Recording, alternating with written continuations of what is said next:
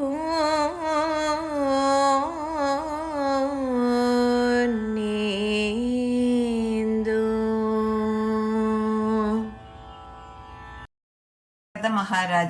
ശ്രീരാമാഭിഷേകം നടത്തുവാൻ തീരുമാനിച്ച സമയത്ത് ദേവന്മാർ സരസ്വതി ദേവിയോട് അയോധ്യയിൽ പോയി മന്ധരയുടെ നാവിൽ വസിച്ച അഭിഷേകം മുടക്കുവാൻ അപേക്ഷിക്കുകയും ദേവി അതിൻ പ്രകാരം മന്ധരയോ കൊണ്ട് രാമാഭിഷേകം കൈകേയിക്ക് ദോഷമാണ് എന്ന് പറയിപ്പിക്കുകയും കൈകേയി കോപിച്ച് അഭിഷേകം മുടക്കുന്നതുമാണ് സന്ദർഭം. ഈ ഭാഗം പാരായണം ചെയ്യുന്നത് ലീലാവിജയൻ.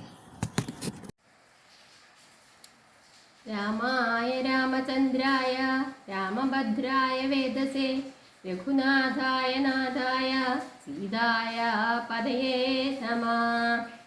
വിച്ഛിന്നാഭിഷേകം.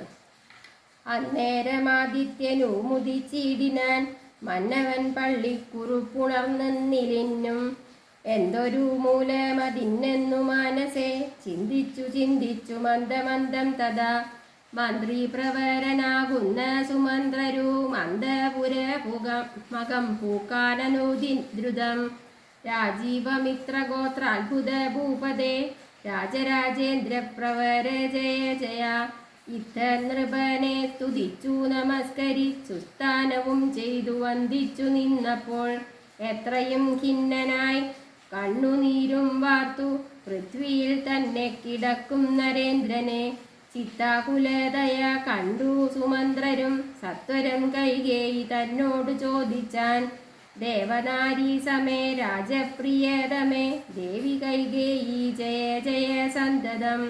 ഭൂലോകപാലൻ പ്രകൃതി പകരുവാൻ മൂലമെന്തെന്നു മഹാരാജവല്ലഭേ ചൊല്ലുകെന്നോടെന്നു കേട്ടു കൈകേയിയും ചൊല്ലിനാളാശു സുമന്ത്രരോടെന്നേരം.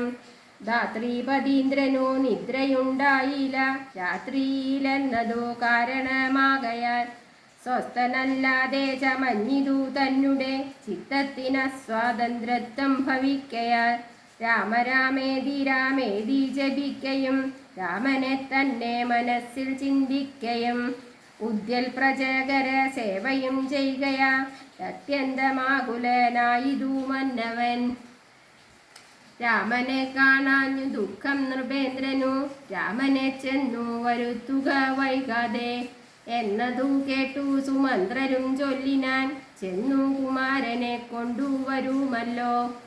രാജവചനമാത്മാനാകർണ്യനാങ്ങിഹ രാജീവലോചനെ പോകുന്നതെങ്ങനെ എന്നതു കേട്ടു ഭൂപാലനും ചൊല്ലിനാൻ ചെന്നു നീ തന്നെ വരുത്തുക രാമനെ.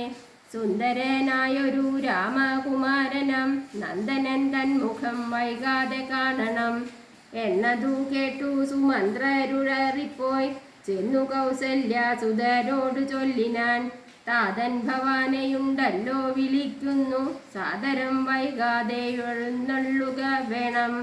മന്ത്രി പ്രവരവാക്യം കേട്ടു രാഘവൻ മന്ദേതരമവൻ തന്നോടു കൂടവേ സൗമിത്രിയോടും കരേറി രഥോപരി പ്രേമ വിവചനം താതന്മരുവിടും. മന്ദിരെ ചെന്നു പിതാവിൻ പദദ്വയം വന്ദിച്ചു വീണു നമസ്കരിച്ചിടിനാൻ.